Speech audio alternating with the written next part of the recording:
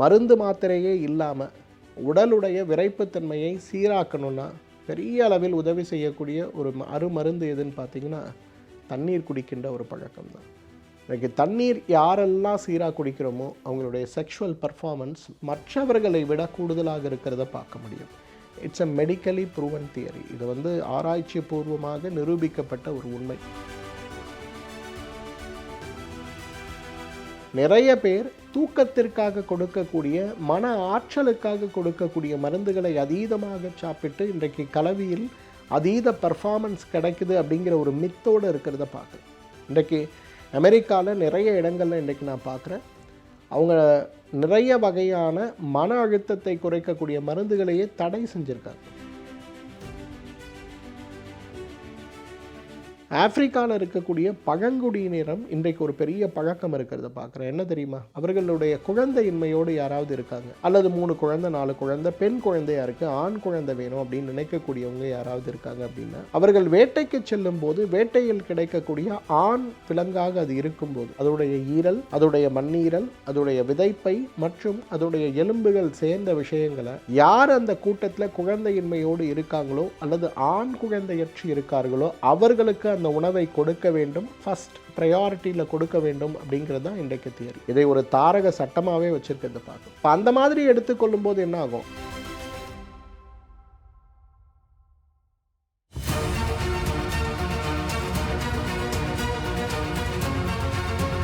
Doctor Srivarma's ஆரோக்கியமும் ஆன்மீகமும். Erectile dysfunction வந்துருச்சு, இப்போ எப்படி சார் சரி பண்ணது? 5 அழகான வழிகளை உங்களுக்கு சொல்லித்தரேன். ஃபஸ்ட்டு, யாரெல்லாம் இன்றைக்கி எரெக்டைல் டிஸ்ஃபங்க்ஷனோட போராடிட்டுருக்கீங்களோ நீங்கள் செய்ய வேண்டிய முதல் வேலை எண்ணெய் தேய்ச்சி குளிக்கிறது. யோசிப்போம், எண்ணெய் தேய்த்து குளிப்பதற்கும் நம்ம உடம்பில் எரெக்டைல் டிஸ்ஃபங்க்ஷன் தீர்வதற்கும் என்ன சம்பந்தம்? பொதுவாக எண்ணெய் தேய்த்து குளித்தல் அப்படிங்கிறது வெறும் தலைக்கு மட்டும் ஒரு கரண்டி எண்ணெய் தேய்த்து குளிப்பது கிடையாது. உச்சந்தலையிலிருந்து உள்ளங்கால் வரை நீங்கள் எண்ணெய் தேய்த்து குளிக்க முயற்சி செய்யும்போது உடலுடைய மிகப்பெரிய உறுப்பாக உடலுடைய இயக்கத்திற்கு ஆதாரமாக இருக்கக்கூடிய முக்கியமான விஷயம் எதுனா வாத தோஷம் தான். அப்போ உங்களுடைய வாத தோஷம் சீரான நிலையில் இருக்கக்கூடிய ஒரு நிலை இருக்கும்போது அந்த வாத தோஷத்துடைய ஒரு செரிமானம், அந்த வாத தோஷத்தால் ஏற்படுகின்ற மாற்றங்கள் உடலில் சீராக்கப்படும் போது மிகப்பெரிய அளவில் எரெக்டைல் டிஸ்ஃபங்க்ஷன் சரியாகி விடுவதை, வராமல் தடுக்கப்படுவதையும் நம்மால் பார்க்க முடியும்.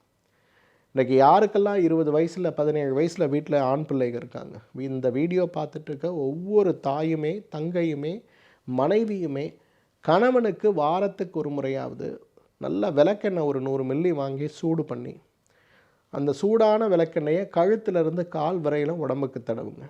தலைக்கு வெறும் நல்லெண்ணெய் அல்லது தேங்காய் எண்ணெய் வைங்க.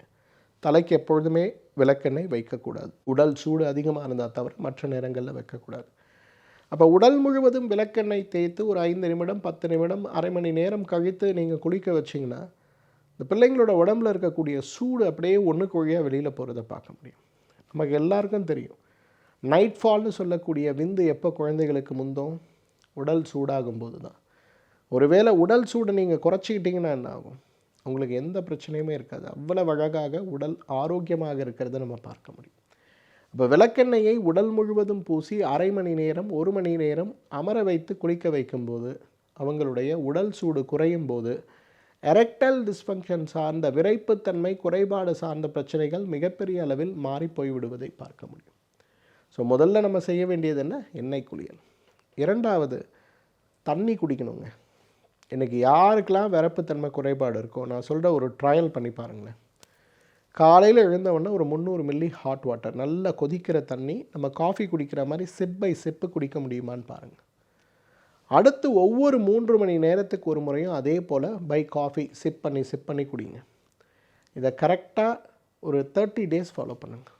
31st டே உங்களோட எரெக்ஷனில் எவ்வளோ பெரிய மாற்றம் இருக்குது அப்படிங்கிறத இந்த வீடியோவில் என் கூட ஷேர் பண்ண முடியுமான்னு பாருங்கள். என்னுடைய அனுபவத்தில் மருந்து மாத்திரையே இல்லாமல் உடலுடைய விரைப்புத்தன்மையை சீராக்கணும்னா பெரிய அளவில் உதவி செய்யக்கூடிய ஒரு அருமருந்து எதுன்னு பார்த்தீங்கன்னா தண்ணீர் குடிக்கின்ற ஒரு பழக்கம் தான். இன்றைக்கி தண்ணீர் யாரெல்லாம் சீராக குடிக்கிறோமோ அவங்களுடைய செக்ஷுவல் பர்ஃபார்மன்ஸ் மற்றவர்களை விட கூடுதலாக இருக்கிறத பார்க்க முடியும். It's a medically proven theory. இது வந்து ஆராய்ச்சி பூர்வமாக நிரூபிக்கப்பட்ட ஒரு உண்மை. 1000 ரூபாய் கொடுத்து வாங்கி சாப்பிடுகின்ற விரைப்புத்தன்மைக்கான மருந்துகளை காட்டிலும் வெறும் வெந்நீரை நான் சொன்ன மாதிரி காலை வெறும் வயிற்றில் 300 மில்லி, அடுத்த 3 மணி நேரத்திற்கு ஒரு முறை 300 மில்லி காஃபி குடிக்கிறது மாதிரி சாப்பிடுங்க. பர்ஃபார்மன்ஸ் இன்க்ரீஸ் ஆகிறத அவ்வளோ அழகாக நீங்கள் பார்க்கலாம். மூன்றாவது, இன்றைக்கு நம்ம எல்லாரும் புரிஞ்சுக்கணும், ஆரோக்கியமான உணவு தான் இன்றைக்கு நம்முடைய பர்ஃபார்மன்ஸ்க்கு தேவை. இன்றைக்கி நம்மில் நிறைய பேர் உணவு சரியாக எடுக்காமல் மருந்தை மட்டும் எடுத்துக்கொண்டால் என்னுடைய செக்ஷுவல் பர்ஃபார்மன்ஸ் அதிகமாகும்னு நினைக்கிறோம். நிறைய பேரை பார்க்குறேன். இன்றைக்கி இரவில் வந்து செக்ஷுவல் பர்ஃபார்மன்ஸ் வேணும்னு நினைக்கிறவங்க ஒரு மாத்திரையை போட்டுட்டா போதும்னு நினைக்கிறோம். இன்றைக்கி நிறைய இளைஞர்களை பார்க்குறேன். குடிப்பழக்கத்திற்கும் போதை பழக்கத்திற்கும் அடிமையாகி இருக்கக்கூடிய இளைஞர்கள் நிறைய பேர் தூக்கத்திற்காக கொடுக்கக்கூடிய, மன ஆற்றலுக்காக கொடுக்கக்கூடிய மருந்துகளை அதீதமாக சாப்பிட்டு இன்றைக்கு கலவியில் அதீத பர்ஃபார்மன்ஸ் கிடைக்குது அப்படிங்கிற ஒரு மித்தோடு இருக்கிறத பார்க்குறேன். இன்றைக்கு அமெரிக்காவில் நிறைய இடங்களில் இன்றைக்கி நான் பார்க்குறேன், அவங்க நிறைய வகையான மன அழுத்தத்தை குறைக்கக்கூடிய மருந்துகளையே தடை செஞ்சுருக்காங்க. ஏன்னா அவங்க இந்த மருந்துகளை எடுத்துக்கொள்ளும்போது அவர்களுடைய பெர்ஃபார்மன்ஸ் அதிகமாகிற மாதிரி ஒரு நினைப்பில் இருந்து எடுத்துக்கொள்ளும்போது, உணவின் மேல் கவனம் இல்லாமல் எடுத்துக்கொள்ளும்போது அவர்களுக்கு டீஹைட்ரேஷன் சார்ந்த பிரச்சனையோடு ஹார்ட் அட்டாக்கம் வந்துடுறதுனால நிறைய இடங்களில் தடை செய்து இருப்பதை பார்க்குறோம். அப்போ நம்ம வீட்டில் இருக்கக்கூடிய ஒரு அண்ணனோ தம்பியோ அல்லது ஒரு கணவனோ இருக்கும்போது அவர்களுடைய தாம்பத்திய வாழ்க்கை சீராக இருக்கணும், நல்லாக இருக்கணும்னு நினைக்கக்கூடியவர்கள் நாம் யாராக இருந்தாலுமே அவங்களுடைய உணவு, குறிப்பாக 5 வகை உணவை நீங்கள் சேர்க்கணும். முதலாவது, அவர்களுக்கு தேவையான புரோட்டீன்ஸ். இரண்டாவது, அவர்களுக்கு தேவையான கொழுப்பு சார்ந்த உணவுகள். மூன்றாவது, அவர்களுக்கு தேவையான ஆன்டி ஆக்சிடென்ட்னு சொல்லக்கூடிய உணவுகள். நாலாவது, ஒமேகா 3ன்னு சொல்லக்கூடிய இரத்த ஓட்டத்திற்கான உணவுகள். ஐந்தாவது, வெரி இம்பார்ட்டன்ட், நார்ச்சத்து, ஃபைபர். இன்றைக்கி எந்த அளவுக்கு அவங்க சேர்க்குறாங்களோ அந்த அளவுக்கு அவங்க பர்ஃபார்மன்ஸ் அதிகமாகும். இந்த 5 விஷயத்தை கான்ஷியஸாக அவங்களோட டயட்டில் நீங்கள் சேர்த்துட்டே வந்தீங்கன்னா, இன்றைக்கி கல்யாணத்துக்கு தயாராகி கொண்டு இருக்கக்கூடிய ஆண்கள், இருக்கக்கூடிய வீடுகளில் இருக்கக்கூடிய தாய்மார்கள் இந்த 5 விஷயத்தை கான்ஷியஸாக சேர்க்க ஆரம்பிங்க. பெரிய சேஞ்ச் வரதை நம்ம பார்க்க முடியும். ஸோ உணவு சாப்பிடாமல் பர்ஃபார்மன்ஸ்க்காக மருந்து எடுத்துக்கொள்வது தவறு. உணவை சாப்பிட்டு பர்ஃபார்மன்ஸ்க்கான மருந்துகள் தேடுறதே தவறுன்னு தான் சொல்லுவேன். ஏன்னா உணவை ஒழுங்காக சாப்பிட்டா உங்களோட பர்ஃபார்மன்ஸ் நீங்கள் எதிர்பார்க்குறத விட அதிகமாக இருக்கும். இதை நம்ம புரிஞ்சுக்கணும். பொதுவாக ஒரு பழமொழி சொல்லுவாங்க, ரோம் நகரம் ஒரு நாளில் கட்டப்பட்டது கிடையாதுன்னு சொல்லுவாங்க. அப்படின்னா என்ன அர்த்தம்? படிப்படியான மாற்றங்கள் பல 100 1000 வருடங்கள் சேர்ந்து தான் இன்றைக்கு ஒரு கலாச்சாரம் உருவாகுது. அப்போ நம்ம உடம்பில் ஒரு விரைப்புத்தன்மை குறையணும்னா ஒரு 30 நாட்கள் நான் ஒரு உணவு முறையை ஃபாலோ பண்ணிவிட்டு 31வது நாள் எனக்கு திருப்தி இல்லைன்னு நினைக்கிறது தவறு. கலாச்சாரமாகவே சாப்பிடுகின்ற உணவுகளை சாப்பிடுங்க, பெரிய மாற்றம் ஏற்படுவதை பார்க்கலாம். நான்காவதுங்க, 5 உணவுகள் நான் உங்களுக்கு சொல்லித்தரேன். நம்பர் 1, உணவில் பாலை சேருங்க. இன்றைக்கு பாலை விட சிறப்பாக ஒரு மனிதனுடைய ஆற்றலை பெருக்கக்கூடிய மருந்து கிடையவே கிடையாது. நல்ல பசும்பால் A1 பால் கிடைக்குதான்னு பாருங்கள். வீட்டில் இருக்கக்கூடிய பிள்ளைங்களுக்கு தினசரி 200 மில்லி படுக்கும்போது கொடுங்க. ஒரு ட்ரையலாகவே இதை பண்ணி பாருங்களேன். ஏற்கனவே விரைப்புத்தன்மை குறைபாடோடு போராடி கொண்டு இருக்கக்கூடிய ஆண்களாக நீங்கள் இருக்கீங்கன்னா ஒரு 100 மில்லி நல்ல A1 பால் இரவு படுக்கும்போது சாப்பிடுங்க. 31வது நாள் உங்களோட பர்ஃபார்மன்ஸை பாருங்கள். பெரிய சேஞ்ச் இருக்கிறத நீங்கள் நிச்சயமாக பார்க்க முடியும். இரண்டாவது, முருங்கை கீரையை, முருங்கை பூவை அல்லது முருங்கையிலிருந்து கிடைக்கக்கூடிய காயை உணவில் சேர்க்க முடியுமான்னு பாருங்கள். இந்த முருங்கையிலிருந்து கிடைக்கக்கூடிய இந்த பிசின், இலை, காய் மற்றும் அதிலிருந்து கிடைக்கக்கூடிய பூ, இது எல்லாமே அஃப்ரோடிசியாக்குன்னு சொல்லுவோம். மிகப்பெரிய அளவு ஆணுடைய வீரியத்தை, குறிப்பாக விரைப்புத்தன்மையை நீட்டிக்கக்கூடிய உணவுகள் அப்படிங்கிறத நம்ம புரிஞ்சுக்கணும். முருங்கையை உணவில் சேர்க்க முடியுமான்னு பாருங்கள். அந்த காலத்துலாம் எனக்கு தெரியும், முருங்கை பூவை எடுத்து அதில் முட்டையை இட்டு அதை உணவாக சமைத்து அதை ஸ்பெஷல் டிஷ்ஷாக விற்று கொண்டிருக்கக்கூடிய எவ்வளவோ ஹோட்டல்ஸ் இன்றைக்கி மதுரையில் பிரபலமாக இருக்கிறத நான் பார்க்குறேன். காரைக்குடியில் பிரபலமாக இருக்கிறத பார்க்குறேன். என் சென்னையில் கூட 1-2 ஹோட்டல்களில் ஒரு காலத்தில் அது இருந்தது. இப்போல்லாம் அதை யாரும் விரும்புறதில்லை. ஆனால் இன்றைக்கு ஹோட்டல் நடத்தி கொண்டு இருக்கக்கூடிய நண்பர்கள் இன்றைக்கி முருங்கைக்கீரை முட்டையோடு சேர்த்து செய்கின்ற அந்த உணவு எப்படி செய்யணும்னு புரிஞ்சு இதையே ஒரு ஸ்பெஷல் டிஷ்ஷாக நீங்கள் ஆஃபர் பண்ணுங்கள். இதுவே ஒரு பெரிய வெற்றியை உங்களுக்கு கொடுக்கும். அந்தளவுக்கு முருங்கைக்கீரையுடைய முருங்கைக்கீரை அல்லது முருங்கை பூ அல்லது முருங்கைக்காய் அல்லது முருங்கையிலிருந்து கிடைக்கக்கூடிய பிசின் பெரிய மருந்து இன்றைக்கு விரைப்புத்தன்மையுடைய நீண்ட தன்மையை கொண்டு வருவதற்கு. 3வது, அசைவ உணவு சாப்பிடுகின்ற நபராக நீங்கள் இருக்கீங்கன்னா மண்ணீரல் உங்களுக்கு மிகச்சிறந்த உணவுங்க. நான் ஏற்கனவே இதை பற்றி நிறைய என்னோடய வீடியோவில் சொல்லியிருக்கேன். ஆடு காலிலிருந்து எடுக்கக்கூடிய அந்த எலும்புடைய சூப்பு அல்லது மண்ணீரல் அல்லது இது ரெண்டும் இன்றைய இரவு உங்கள் மனைவியோடு நீங்கள் நல்ல சந்தோஷமாக இருக்கணும்னு நினைக்கிறீங்கன்னா இன்றைக்கு மதிய உணவில் ஆட்டுக்காலையும் உங்களுடைய ஆடு மண்ணீரலையும் கொண்டு வந்து உணவோடு சேருங்களேன். இன்றைக்கு விலை கொடுத்து வாங்கக்கூடிய 1000 ரூபாய் கொடுத்து வாங்கக்கூடிய மருந்துகளை காட்டிலுமே இன்றைக்கு ரொம்ப பெரிய அளவில் உதவி செய்யக்கூடியதாக இந்த உணவு இருக்கும். நிறைய ஊர்களில் நான் பார்க்குறேன், மாடு எலும்பிலிருந்து கிடைக்கக்கூடியதையும் மாடுடைய மண்ணீரலையுமே வந்து இந்த பர்பஸ்க்காக இன்றைக்கி ஆஃப்ரிக்காலெல்லாம் சாப்பிட்றதை நான் பார்க்குறேன். ஆஃப்ரிக்காவில் இருக்கக்கூடிய பழங்குடியினரும் இன்றைக்கு ஒரு பெரிய பழக்கம் இருக்கிறத பார்க்குறேன். என்ன தெரியுமா?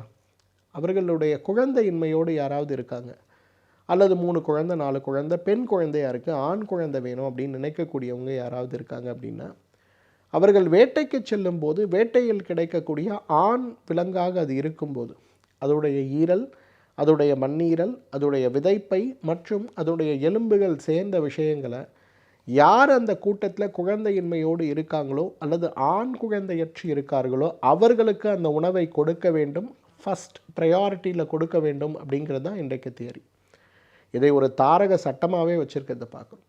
அப்போ அந்த மாதிரி எடுத்துக்கொள்ளும் போது என்ன ஆகும்? அவங்களுடைய பர்ஃபார்மன்ஸ் இன்க்ரீஸ் பண்ணுறதுக்கு ஒரு உணவை கலாச்சாரமாகவே சாப்பிடுகின்ற ஒரு பழக்கம் நம்மிடம் இருந்திருக்கிறது. நம்ம தான் அதை மறந்து போயிருக்கோம். அப்போது ஒரு ஆடிலிருந்து கிடைக்கக்கூடிய மண்ணீரலும் எலும்பு, முக்கியமாக ஆட்டுக்கால் சூப்புன்னு நம்ம சொல்லக்கூடியது மிகப்பெரிய உணவாக இருக்கிறத பார்க்கணும். 4வது, எல்லாமே நம்ம பேசுகிறோம், ஆனால் இன்றைக்கு பழங்களை பற்றி பெரும்பாலும் நாம் யாரும் பேசுவது கிடையாது. இன்றைக்கு நான்வெஜ்ஜு சாப்பிட்ணும், முட்டை சாப்பிட்ணும், இதெல்லாம் பர்ஃபார்மன்ஸை இன்க்ரீஸ் பண்ணணும்னு நினைக்கிறோம். ஆனால் இன்றைக்கு தர்பூசணி விதையும் இன்றைக்கு வெண்பூசணி விதையும் இன்றைக்கு ஆண்களுடைய விரைப்புத்தன்மையை கூட்டுகின்ற மாதிரி மருந்துகள் கூட கூட்டுமாங்கிறது ஒரு சந்தேகம்தான்.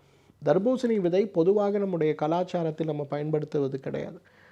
ஆனால் ஆண்களுக்கு ஏற்படுகின்ற விரைப்புத்தன்மை குறைபாட்டுக்கும் விந்து முந்துதலுக்கும் தர்பூசணி ஒரு சிறந்த ஒரு மருந்துன்னு சொல்லலாம். அப்போ திருமணத்திற்கு தயாராகி கொண்டிருக்கின்ற அல்லது முதல் குழந்தை பிறந்து விட்டது, 2வது குழந்தை வேண்டும் நினைக்கின்ற எண்ணத்தில் இருக்கக்கூடியவர்கள் நாம் யாராக இருந்தாலும் இந்த தர்பூசணி விதையையும் வெண்பூசணி விதையையும் வெள்ளரி விதையையும் உணவாக சேர்த்து கொண்டாலே போதும், அவ்வளவு பெரிய பர்ஃபார்மன்ஸ் வரும். 5வது உணவு என்னோட பெரிய ஃபேவரெட்டுங்க, பிரேசில் நட். இன்றைக்கி பிரேசில் நட் அப்படிங்கிறது ஒரு பெரிய காய் மாதிரி இருக்கும், அதுலேருந்து குலுக்கி உடச்சி எடுப்பாங்க. பிரேசில் நாட்டுடைய மொத்த ஏற்றுமதி வணிகத்தில் 1% எதுலேருந்து வருதுன்னா பிரேசில் நட்லேருந்து தான் வருது. இப்போ நம்ம வந்து மக்கானான்னு சொல்கிறோம்ல, தாமரை விதையுடைய வணிகம் கிட்டத்தட்ட 3000 கோடிக்கு போயிருக்கிறது அப்படின்னு சொல்லி எல்லாம் பெருமையாக சொல்கிறாங்க. இந்த 3000 கோடி அல்ல, கிட்டத்தட்ட 9000 கோடி ரூபாய் அளவுக்கு ஒரு வருஷத்தில் பிரேசில் நட்டுன்னு சொல்லக்கூடிய அந்த விதை வந்து ஏற்றுமதி ஆகிறத பார்க்குறோம். எப்படி முந்திரியோ அது போல் நமக்கு கிடைக்கக்கூடியது, மரத்திலிருந்து கிடைக்கக்கூடியது, வைல்டு கலெக்ஷன் சொல்லக்கூடிய காடுகளில் இருக்கக்கூடிய நூற்றுக்கணக்கான வருடமாக இருக்கக்கூடிய மரத்திலிருந்து கிடைக்கக்கூடிய இந்த பிரேசில் நட் இருக்கு இல்லையா, ஒண்டர்ஃபுல் மருந்துன்னு சொல்லலாம். இன்றைக்கி உங்களுடைய பர்ஃபார்மன்ஸ் எப்படி இருக்குது அனலைஸ் பண்ணுங்கள். 4 வாரம் பிரேசில் நட்டு டெய்லி 2 இல்லை 3 சாப்பிடுங்க. அதுக்கப்புறம் நீங்கள் பாருங்கள் உங்களோட பர்ஃபார்மன்ஸில் அவ்வளவு பெரிய சேஞ்ச் இருக்கிறத பார்க்க முடியும். ஸோ பிரேசில் நட் ஒரு நேச்சுரல் வயாக்ரா அப்படின்னே நான் சொல்லுவேன். அந்த அளவுக்கு உதவி செய்யக்கூடியது பிரேசில் நட். இதெல்லாம் பண்ணலாம் சார், எனக்கு சுலபமாக ஒரு மருந்து, என்னால் டயட் பண்ண முடியாது, எண்ணெய் தேய்ச்சி குளிக்க முடியாது, எனக்கு டைம் கிடையாது, பட் இந்த எல்லாம் செஞ்சால் எனக்கு என்ன கிடைக்குமோ பலன், அதை சுலபமாக பக்க விளைவு இல்லாமல் நான் எப்படி எடுக்க முடியும்? வாஜிகேர் ஸ்ட்ராங் மாத்திரைகள்.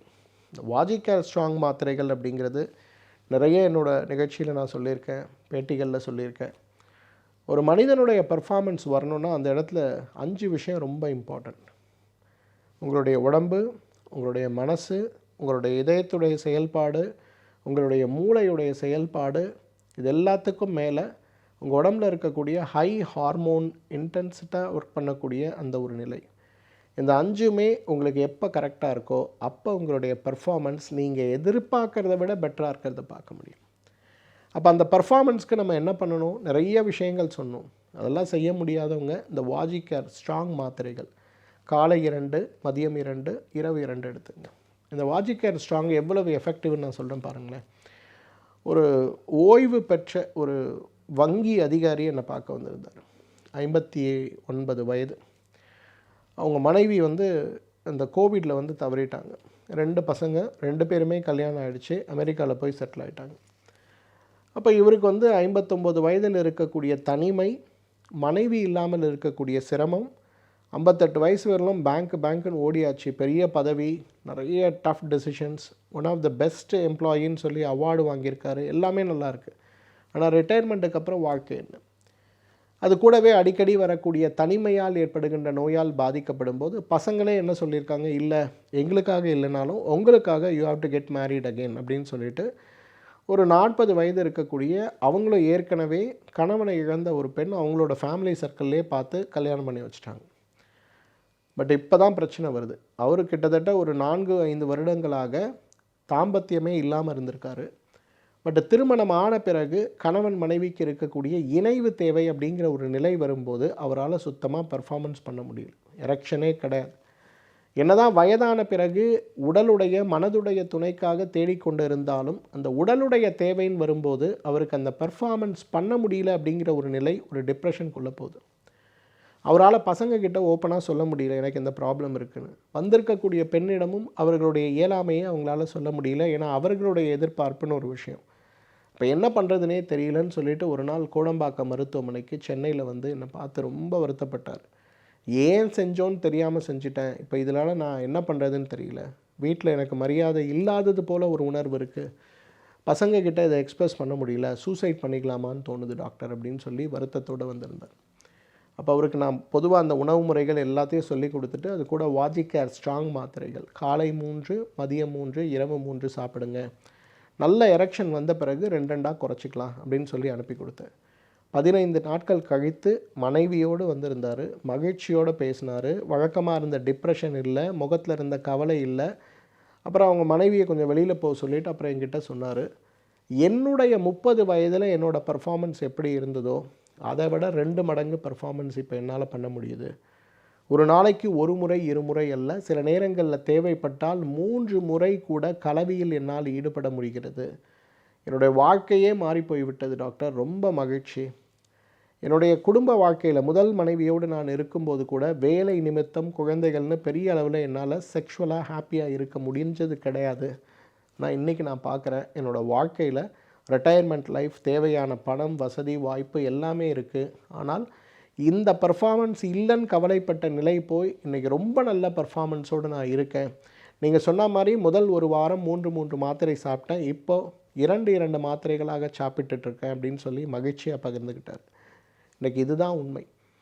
இன்றைக்கு ஒரு செயற்கை மருந்தை நாம் எடுத்துக்கொண்டு அது வேலை செய்யுமா செய்யாதாங்கிற குழப்பத்தில் இருப்பதை விட இன்றைக்கு வாஜிகேர் ஸ்ட்ராங் மாத்திரைகளை முழுமையாக எடுத்துக்கொள்ள முடியுமான்னு பாருங்கள். காலை 3, மதியம் 3, இரவு 3 உணவுக்கு பின்பு. நல்ல எரெக்ஷன் வந்த பிறகு காலை 2, இரவு 2ங்கிற மாதிரி அந்த டோசேஜை மாடிஃபை பண்ணிக்கலாம். ஆனால் இதை மட்டும் பண்ணாமல் இது கூட எண்ணெய் தேய்த்து குளிக்கிறது, தண்ணி குடிக்கிறது, உடற்பயிற்சி அட்லீஸ்ட் ஒரு நாளைக்கு 5000 ஸ்டெப்ஸ் நடக்கிறது, தூக்கத்திற்கு ஒரு முக்கியத்துவம் கொடுப்பது, பிராணாயாம பயிற்சிகள் செய்வது, இதெல்லாம் நம்மளால் பண்ண முடியும்னா தினசரி இரவு அப்படிங்கிறது கவலைக்குரிய விஷயமாக இல்லாமல் மகிழ்ச்சிக்குரிய விஷயமாக மாறிப்போகிறத நம்மால் பார்க்க முடியும். இந்த வீடியோவை உங்களுடைய ஃப்ரெண்ட்ஸ் எல்லாருக்கும் ஷேர் பண்ணுங்கள். ஏன்னா இன்றைக்கு நம்முடைய சமூகத்தில் இந்த எரெக்டைல் டிஸ்ஃபங்க்ஷன் சொல்லக்கூடிய நோய் புற்றீசல் போல் பரவி கொண்டு இருக்கிறத பார்க்குறோம். இந்த நோய் குணப்படுத்த முடியாத நோய்களுடைய வகைப்பாட்டியலில் இருக்கிறதுனால இன்றைக்கி கூகுள் பண்ணும்போதோ ChatGPTயில் நீங்கள் பார்க்கும்போதோ அது சொல்லக்கூடிய தகவல் உண்மைன்னு நினைக்கக்கூடிய ஒரு நிலையில் நாம் இருக்கிறதுனால நம்மில் நிறைய பேருக்கு இதை மாற்றுவதற்கான வழி நம் கை கெட்டுகின்ற தூரத்தில் இருந்தாலும் கூட என்ன செய்வது அப்படிங்கிற குழப்பத்திலேயே இருந்து விடுவதை பார்க்கிறோம். அதனால் முழுமையான முயற்சியாக இந்த வீடியோவை நம்முடைய ஃப்ரெண்ட்ஸ் சர்க்கிளில், ஃபேஸ்புக் குரூப்பில், இன்ஸ்டாகிராம் கம்யூனிட்டியில், அதே போல் டெலிகிராம் கம்யூனிட்டியில் ஷேர் பண்ண முடியுமான்னு பாருங்கள். உங்களுடைய வாட்ஸ்அப் ஸ்டேட்டஸாக இதை வச்சு நம்முடைய நட்பு வட்டங்களில் இருக்கவங்களுடைய வாழ்க்கையில் ஒரு மறுமலர்ச்சியை கொண்டு வர முடியுமான்னு பாருங்கள். அதே போல் இது சார்ந்த சந்தேகங்கள் உங்களுக்கு ஏதாவது இருக்குன்னா இந்த வீடியோவோட கமெண்ட் செக்ஷனில் உங்களுடைய கேள்விகளை கேளுங்க. எனக்கு நேரம் கிடைக்கும்போது இது பதில் சொல்கிறதுக்கு நான் முயற்சி செய்கிறேன். இந்த வீடியோ முழுக்க ஒரு விழிப்புணர்ச்சி சார்ந்த விஷயம்தான். ஏன் நம்ம உடம்புல நோய் ஏற்படுது, அதற்கான காரணங்கள் என்ன, இந்த நோய் சார்ந்த மூட பழக்கங்கள் என்ன, இந்த நோயை குணப்படுத்துவதற்கான உணவு சார்ந்த விஷயங்களை நம்ம என்ன செய்யணும், இந்த 3 விஷயங்களை புரிந்து கொள்வதற்கான அடிப்படை விஷயம்தான் இது. இந்த வீடியோ உங்கள் எல்லாருக்கும் பயனுள்ளதாக இருக்கிறது அப்படின்னு நான் நம்புகிறேன். மீண்டும் சந்திப்போம். அதுவரை உங்களிடமிருந்து விடைபெறுவது உங்களுடைய வெல்னஸ் குருஜி. நன்றி, வணக்கம். Dr. Srivarma's Vagicare, his wellness for her happiness. ஆயுர்வேதம் ஒரு பொக்கிஷம், நம் ஆயுள் நீட்டக்கும் அற்புதம். Dr. Srivarma's அறுவை சிகிச்சையில்லா குணம், இது ஆயுட்கால நிவாரணம். டாக்டர் ஸ்ரீவர்மாஸ் அனைத்து நோய்களுக்குமான குணம், அழகு தரும் மூலிகைகள், ஆரோக்கியம் தரும் மருத்துவர்கள். டாக்டர் ஸ்ரீவர்மாஸ் ஆரோக்கியமும் ஆன்மீகமும். ஸ்ரீ வர்மா ஆயுர்வேதா மருத்துவமனையின் வெல்னஸ் குருஜி அவர்களை ஏப்ரல் மாதம் 5ஆம் வாரம் 28ஆம் தேதி செவ்வாய்க்கிழமை காலை 6 மணி முதல் மாலை 5 மணி வரை அம்பத்தூரிலும், 29ஆம் தேதி புதன்கிழமை காலை 7 மணி முதல் இரவு 9 மணி வரை கோடம்பாக்கத்திலும், ஸ்ரீ வர்மா ஆயுர்வேதா மருத்துவமனையின் வெல்னஸ் குருஜி அவர்களை மே மாதம் 1ஆம் வாரம் 3ஆம் தேதி ஞாயிற்றுக்கிழமை காலை 7 மணி முதல் மாலை 6 மணி வரை வேளச்சேரியிலும் சந்தித்து மருத்துவ ஆலோசனை மற்றும் ஆசி பெற தொடர்பு கொள்ள வேண்டிய தொலைபேசி எண்கள் 9500946634 9500946635. ஆச்சார்யா டாக்டர் ஸ்ரீ வர்மா அவர்களிடமும் வெல்னஸ் குருஜி அவர்களிடமும் நேரடியாக பயிற்சியும் ஆசியும் பெற்ற doctor Hemala Tiruvallur, doctor Anish Fathima Ambattur, doctor Surya Kodambakkam, doctor Jayaruba Manappakkam, doctor Radha Velachery, doctor Jayakanthan Pondicherry, doctor Pooja Tiruvannamalai, doctor Saraswathi Salem, doctor Suryabharathi Trichy, doctor Abirami Thanjavur, doctor Abina Mubisha Madurai, doctor Jebashin Nagercoil, doctor Malathi Coimbatore, doctor Sonali Hosur, doctor Guna Apsara Bangalore, doctor Navneeth Hyderabad, doctor Siddhanath Mumbai. பட்டப்படிப்பு மற்றும் பட்ட மேற்படிப்பு முடித்த மருத்துவர்களை சந்தித்து சிகிச்சை பெறலாம். முதுகு வலியா, மூட்டு வலியா, கை கால் நீட்ட மடக்க இயலாமையா, அறுவை சிகிச்சை இல்லா குணம், ஆயுட்கால நிவாரணம். டாக்டர் ஸ்ரீவர்மா PCR, மகாராஜா தைலம் அனைத்து மருந்து கடைகளிலும் கிடைக்கும். அனைத்து நோய்களுக்குமான குணம், ஆரோக்கியம் தரும் மருத்துவர்கள். Doctor Srivarma's. Dr. Srivarma's Vagicare, his wellness for her happiness.